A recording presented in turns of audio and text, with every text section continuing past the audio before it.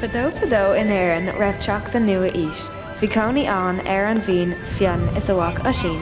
Is iomaí achtar a bhain le siúd is iomaí cosa crí, ach ní déanfar dearmad ar an lá a búil sin le níomh.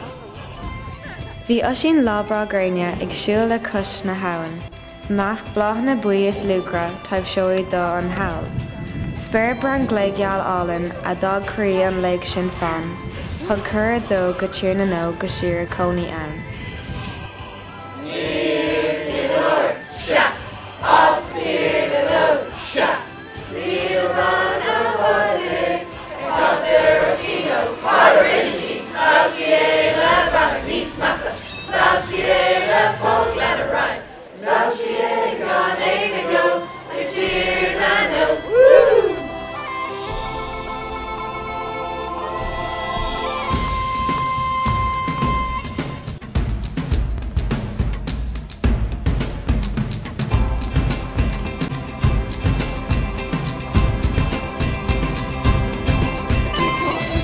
Tír orlan tír na hóige tír dhíomhair aisling í.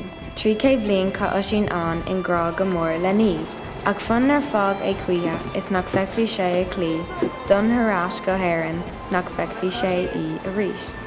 Ná fág an áit seo ar san níomh ná himí weim a crí, má fág an tusa tír na nóg ní filfi tú a rís.